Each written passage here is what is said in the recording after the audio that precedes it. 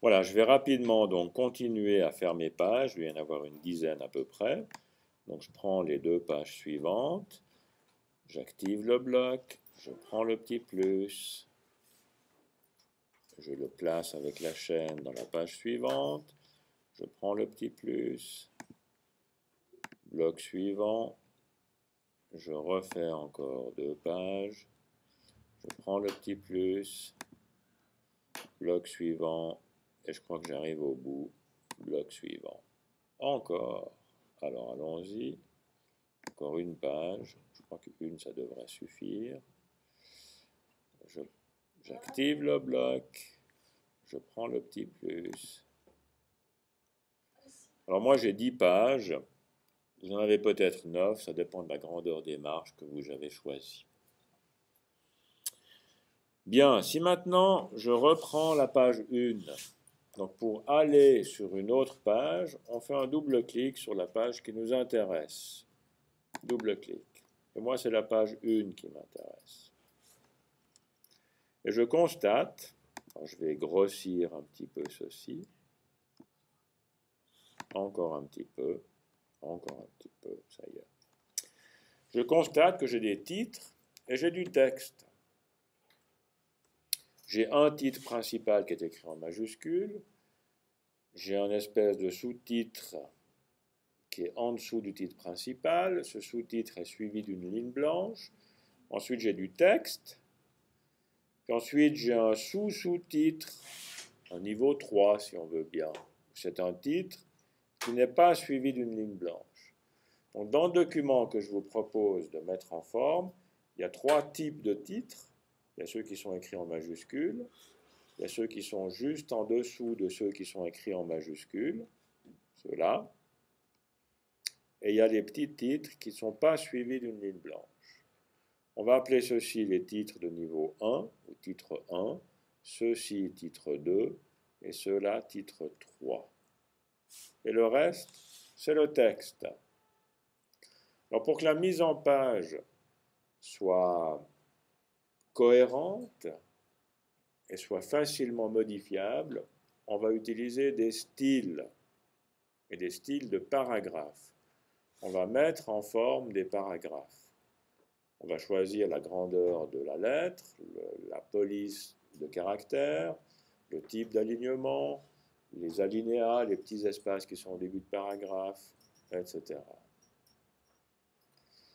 Maintenant, la stratégie la plus efficace, c'est de dire, je vais d'abord créer le style qui sera le plus utilisé dans le document. Et dans le document qu'on a, c'est le texte qu'on a le plus. On a plus de texte que de titres, ce qui est normal. Donc, je suggère qu'on commence par choisir ou par créer un style pour le texte. Et on va appliquer le style pour le texte à tout le document. Et ensuite, par-dessus ce style de texte, on va faire les styles pour les titres. Alors, dans le menu fenêtre, vous avez quelque chose qui s'appelle texte, donc qui s'appelle style. Et dans les styles, vous avez quelque chose qui s'appelle style de paragraphe. Et s'il n'y a pas de petite coche ici, ça veut dire que la palette des styles de paragraphe n'est pas visible sur votre poste. Donc je vous suggère d'activer les styles de paragraphe. Chez moi, ils sont activés. Et ces styles de paragraphe apparaissent ici. Donc, vous devez avoir une palette où c'est indiqué style de paragraphe.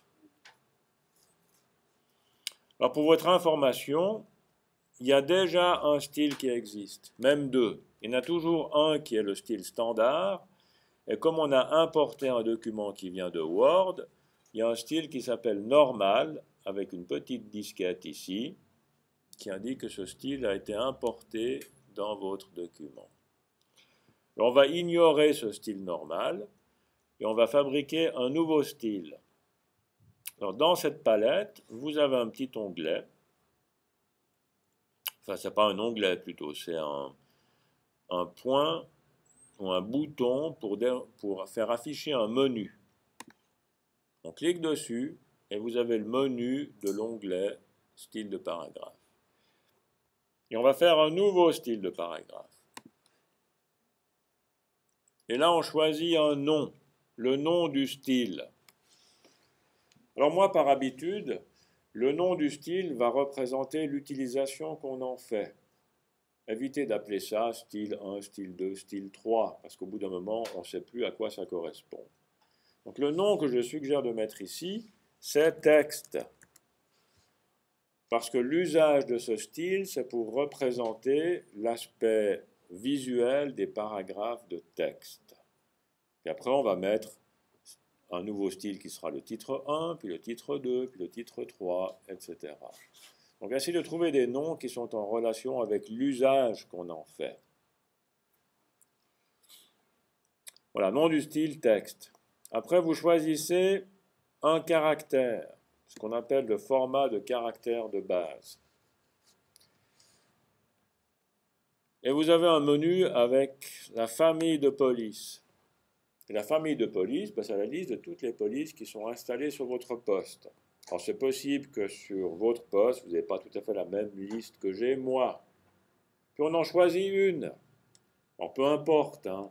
De toute façon après on peut le changer. Donc on en choisit une. Je vais prendre de la Optima, par exemple. Ensuite, vous avez le style de police. C'est qu'une fois qu'on a choisi la famille, dans le style, vous avez les différentes variantes de cette police. Ben, c'est qu'on a choisi une famille où il y a peu de variantes possibles. Il y a des familles qui ont très peu de variantes, qui n'en ont aucune. Il y en a qui ont beaucoup de variantes.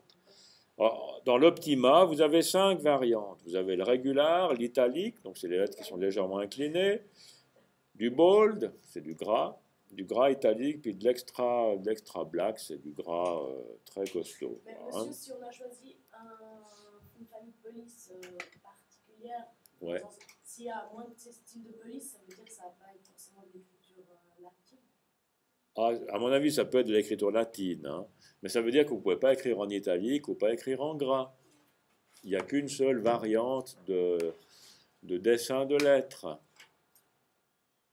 Donc il y a des polices latines qui n'ont qu'une seule variante ou qui n'ont que 2 variantes. Et en principe, les polices latines, c'est celles qui se trouvent dans cette partie supérieure. Et quand on va un petit peu plus bas, à un moment donné, vous avez une séparation. Là, il y a une séparation. Et je vais trouver des polices asiatiques. Puis encore un peu plus bas, je vais trouver des polices en hébreu ou en arabe. Donc les différents alphabets sont en principe, pas toujours, hein, mais ils sont séparés par une séparation.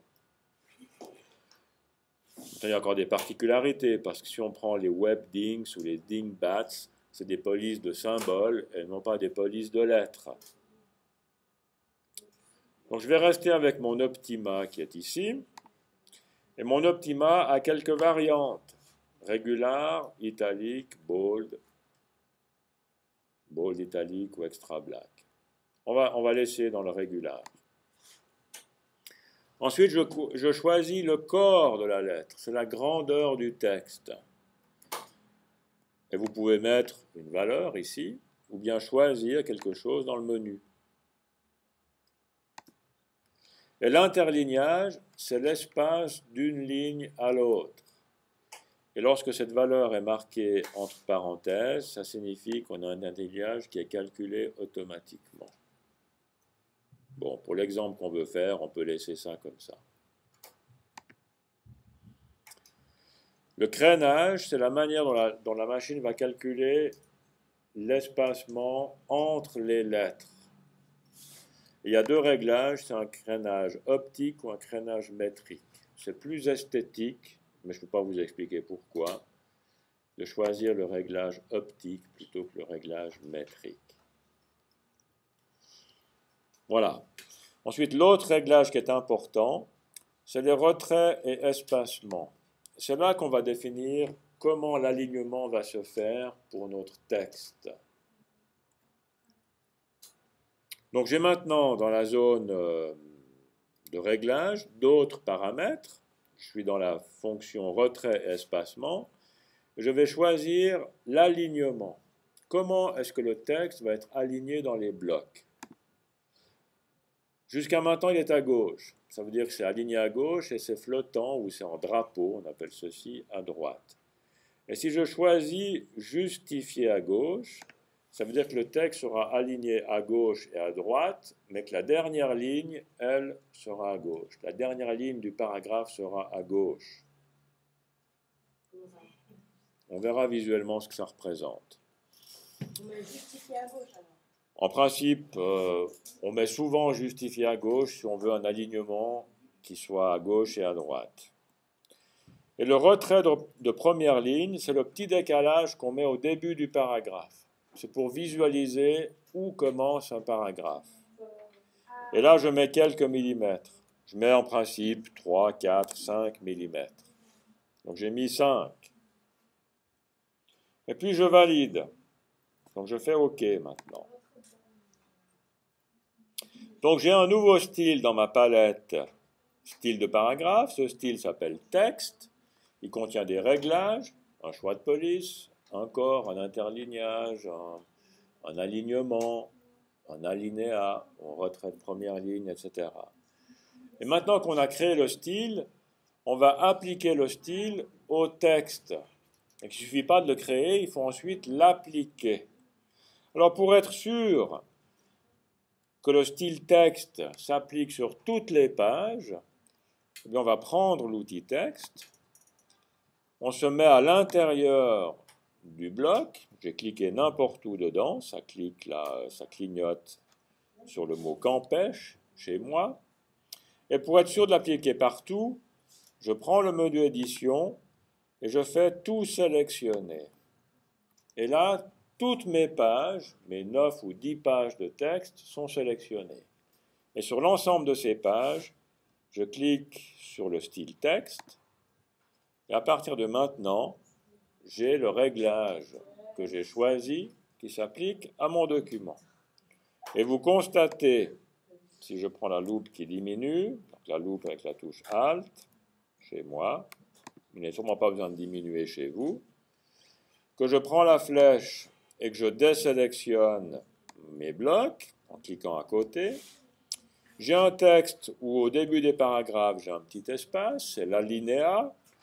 J'ai un texte dans les paragraphes de texte où je suis aligné à gauche et aligné à droite, c'est la justification. Et la dernière ligne du paragraphe est à gauche. Ici, elle s'arrête à cet endroit-là. Ici, elle s'arrête ici. Donc c'est ça la justification à gauche. Et j'ai la bonne police de caractères, celle que j'ai choisie, etc., etc. Et quand je parcours mon document, donc je me déplace d'une page à l'autre, je constate que toutes mes pages ont maintenant le style texte. Et si je change le réglage du style, ça va changer l'aspect visuel de tous les paragraphes qu'il utilise. C'est ça qui donnera la souplesse visuelle de votre document. Waouh, j'espère que cette explication vous sera profitable. Je vais m'arrêter là.